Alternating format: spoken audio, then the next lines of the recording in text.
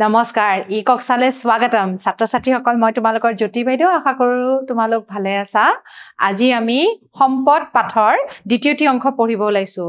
ছাত্ৰ-ছাত্ৰীসকল আমি সম্পদৰ বিষয়ে প্ৰথমটি অংশত পঢ়িছিলো তাৰ প্ৰকাৰবিলাকো পঢ়িছিলো আজি আমি সম্পদৰ উৎপত্তি আৰু বিতৰণৰ ভিত্তিত কেইটা ভাগত ভাগ কৰিব পাৰি তাৰ বিষয়ে আমি আলোচনা কৰিম চাও আহা উৎসৰ ওপৰত ভিত্তি কৰি প্ৰাকৃতিক সম্পদ দুটা ভাগত ভাগ কৰিব পাৰি এই দুটা সম্পদ কি বাৰু ঠিক আছে আমি সম্পদবিলাক বহুতটা ভাগত ভাগ কৰিব পাৰো হয়নে এতিয়া আমি উৎসৰ ভিতৰত ভিত্তি কৰি আমি দুটা ভাগত ভাগ কৰিব পাৰো এই উৎসৰ ভিতৰত দুটা ভাগ কি হয় জৈৱিক সম্পদ আৰু অজৈৱিক সম্পদ ঠিক আছে জৈৱিক আৰু অজৈৱিক আমি এই নামটো শুনিয়ে আহিছো হয়নে জৈৱিক মানে যত জীৱ আছে আৰু অজৈৱিক মানে যিবিলাকত জীৱ নাই ঠিক আছে এতিয়া ইয়াতে ধুনিয়াকে ছবি দেখাই দিছে ধৰা মাছ গছ এবিলাকত জীৱ থকা বস্তু হয় আৰু ইফালে হিল সূৰ্যৰ তাপ বৰষুণ বেগ এবিলা পানী এবিলা কি হয় এবিলাকত জীৱ নাই গতিকে এবিলাক হৈছে সাধাৰণ অৰ্থত অজৈৱিক সম্পদ জৈৱিক সম্পদ উৎসৰ ওপৰত ভিত্তি কৰি প্ৰাকৃতিক সম্পদসমূহ দুটাকে ভাগত ভাগ কৰিব পাৰি যেনে জৈৱিক আৰু অজৈৱিক জীৱ জগতৰ পৰা আমি যি সম্পদ আহৰণ কৰো হেয়াই জৈৱিক সম্পদ বোলে উদ্ভিদ জগতৰ পৰা পোৱা বিভিন্ন শস্য ফলমূল শাক-পাচলি জন্তুৰ পৰা আহৰণ কৰি বিভিন্ন সামগ্ৰীকে আমি জৈৱিক সম্পদৰ উদাহৰণ বুলি ক'ব পাৰো ঠিক আছে যিবিলাক বস্তু আমি প্ৰকৃতিৰ পৰা পাওঁ আৰু হেবিলাকত জীৱ আছে হেবিলাকক জৈৱিক সম্পদ বুলি কয় আৰু মানুহ হৈছে জৈৱিক সম্পদৰ অন্তৰ্গত ঠিক আছে তোমালোকৰ মনত থাকিলনে আমি যেনেকৈ পানীবিলাকৰ কথা কৈছো প্ৰাণীবিলাকৰ কথা কোৱাৰ লগে লগে শাক-পাচলি উদ্ভিদৰ কথাও কৈছো তাৰ লগতেও মানুহ এটা প্ৰাণী হয় মানুহ জৈৱিক সম্পদৰ অন্তৰ্গত হয় ঠিক আছে ছাত্ৰ-ছাত্ৰীসকল বুদ্ধি বৃত্তি থকা প্ৰাণী হিচাপে মানুহে নিজৰ উন্নয়ন সাধিব পাৰে মানুহে প্ৰাকৃতিক সম্পদসমূহৰ উপযুক্ত ব্যৱহাৰ কৰি সংৰক্ষণ আদিৰ ক্ষেত্ৰতো বুদ্ধি বৃত্তি খটুৱাই উৎকৰ্ষ সাধন কৰিব পাৰে ঠিক আছে গতিকে মানুহক কি কোৱা হৈছে মানুহে যেহেতু নিজৰ বুদ্ধি লগাই বহুত কাম কৰিব পাৰে হয়নে আমি কৈছিলো নহয় মানৱ সৃষ্ট পৰিবেশ মানুহে সৃষ্টি কৰে গতিকে মানুহকো কি বোলা হৈছে জৈৱিক সম্পদৰ অন্তৰ্গত বুলি কোৱা হৈছে ঠিক আছে এটা জৈৱিক সম্পদবিলাক কি হয় সাধাৰণতে জৈৱিক সম্পদবিলাক হৈছে জীৱিত সম্পদ ঠিক আছে জৈৱমণ্ডলৰ পৰা আমি যিবোৰ সম্পদ লাভ কৰো হেবিলাককে কয় কি জৈৱিক সম্পদ এটা তাৰে আমি উদাহৰণ কেইটা কি কৈছিলো শাক-পাচলি ফল-মূল যিবিলাক আমি সাধাৰণতে গছৰ পৰা আহৰণ কৰো বিভিন্ন ধৰণৰ বস্তু যিবোৰ আমি জীৱ-জন্তুৰ পৰাও পাওঁ হেবিলাকে হৈছে জৈৱিক সম্পদ ঠিক আছে গতিকে আমি তাৰে উদাহৰণ কেইটা আমি বুজি পালো এতিয়া তোমালোকে এই চিত্ৰখন চোৱা জৈৱিক সম্পদৰ চিত্ৰত দেখা পাইছো আমি কি বিভিন্ন ধৰণৰ জীৱ-জন্তু হয়নে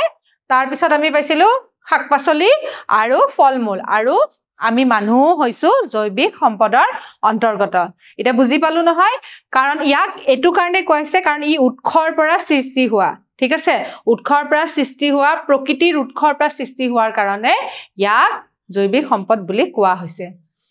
অজৈৱিক সম্পদ উৎসৰ পৰা আৰু এটা সম্পদ উলাইছে হে সম্পদটো কি হয় জীৱহীন সম্পদসমূহক অজৈৱিক সম্পদ বুলি জনা যায় শিল মাটি পানী খনিজ সামগ্ৰী আদি এই শ্ৰেণীৰ সম্পদৰ ভিতৰত পৰে গতিকে যিবোৰ সম্পদৰ জীৱ নাই হেবিলাকে হৈছে অজৈৱিক সম্পদ ঠিক আছে যেনে মাটি শিল পানী ঠিক আছে খনিজ পদাৰ্থবিলাক এবিলাক হৈছে কি এবিলাকত জীৱ নাই হয়নে সেইকাৰণে এবিলাক হৈছে কি অজৈৱিক সম্পদ অজৈৱিক সম্পদবিলাক সাধাৰণতে কি হয় অজীৱিত সম্পদসমূহ যিবিলাকৰ জীৱ নাই গতিকে উদাহৰণস্বৰূপে শিল মাটি পানী খনিজ পদাৰ্থ এবিলাক হৈছে অজৈৱিক সম্পদৰ উদাহৰণ হ'ব অজৈৱিক সম্পদৰ ছবি দিছে দেখিছা কয়লা হয়নে তাৰপিছত পানী আৰু মাটি হ'ব গতিকে অজৈৱিক সম্পদৰ উদাহৰণ কেইটা মনত থাকিল তোমালোকৰ যিবিলাক বস্তুৰ সম্পদৰ যিবিলাক সম্পদৰ কোনো ধৰণৰ জীৱন নাই মানে জীৱ নাই হেবিলাক বস্তুকে আমি কি বুলি কওঁ অজৈবিক সম্পদ ঠিক আছে মানুহকো এই জৈৱ সম্পদৰ গোটত অন্তৰ্ভুক্ত কৰা হৈছে মানুহে নিজৰ বুদ্ধিমত্তাক এই প্ৰাকৃতিক সম্পদসমূহৰ পাৰ্থক্য আৰু সঠিক ব্যৱহাৰৰ সংৰক্ষণৰ আৰু উন্নয়নৰ বাবে ব্যৱহাৰ কৰে গতিকে মানুহে প্ৰচলিত প্ৰাকৃতিক সম্পদসমূহ সঠিক ব্যৱহাৰ আৰু সংৰক্ষণ ব্যৱস্থাৰ জৰিয়তে উন্নতি সাধন কৰিব পাৰে গতিকে মানুহক কি কৈছিলে জৈৱিক সম্পদৰ অন্তৰ্গত বুলি কোৱা হৈছে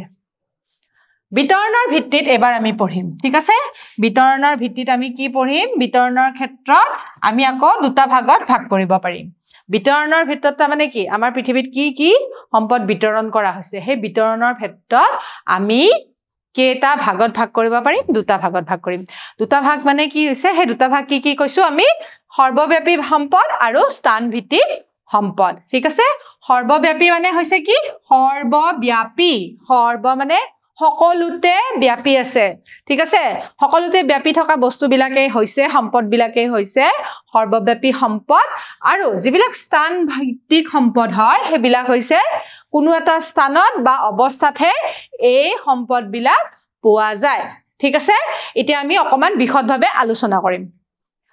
সৰ্বব্যাপী সম্পদ বিতৰণৰ ভিত্তিত প্ৰাকৃতিক সম্পদক দুটা ভাগত ভগাব পাৰি সৰ্বব্যাপী সম্পদ আৰু স্থানভিত্তিক সম্পদ সাধাৰণতে সকলোতে দেখা যিবিলাক বস্তু আমি চাৰিওফালে দেখি থকা বস্তুবিলাকে হৈছে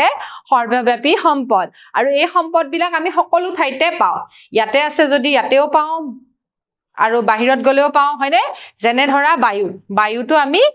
আমাৰ চাৰিওকাষে দেখা পাওঁ হয়নে আমি পাই থাকো বায়ুটো দেখা নাপাওঁ যেনিবা কিন্তু আমি চাৰিওকাষে থাকো আমি বায়ু নাথাকিলে আমি জীয়াই থাকিব পাৰিম জানো নোৱাৰো গতিকে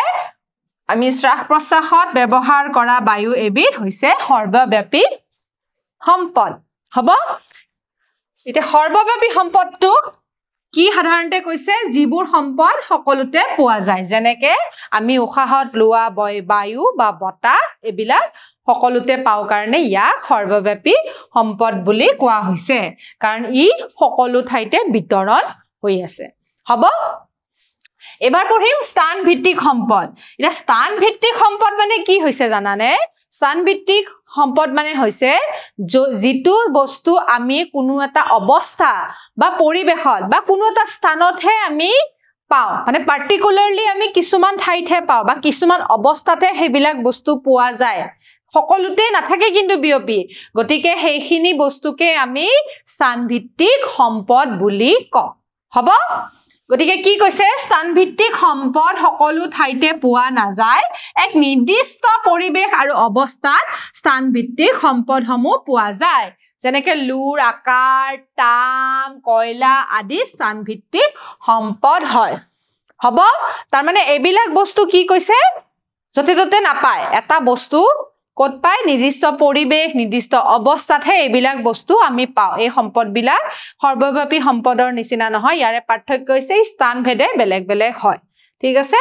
গতিকে ছাত্ৰ ছাত্ৰীসকল এবাৰ আমি কি কৈছিলে স্থানভিত্তিক সম্পদবিলাকে কি বুজাইছে যিবোৰ সম্পদ সকলোতে পোৱা নাযায় আৰু বিশেষ পৰিবেশ আৰু বিশেষ স্থানতহে ইয়াক উপলব্ধ হয় ঠিক আছে তাৰ মানে ইয়াক কি হয় ইয়াক কি বুজোৱা হয় যে বিশেষ পৰিবেশ বা বিশেষ স্থানতহে পোৱা যায় সকলোতে বিয়পি নাথাকে আৰু তাৰে উদাহৰণ কি কৈছে লোহাৰ আকাৰ কোৱা হৈছে তাম কোৱা হৈছে কয়লা এবিলাক আমি কিছুমান বিশেষ স্থান বা বিশেষ অৱস্থাতহে আমি পাওঁ ঠিক আছে ছাত্ৰ ছাত্ৰীসকল এতিয়া তোমালোকক কেইটামান প্ৰশ্ন সুধো জীৱজগতৰ পৰা আমি যি আহৰণ কৰো সেয়াই কি সম্পদ বুলি কৈছে জৈৱিক নে অজৈৱিক জৈৱিক সম্পদ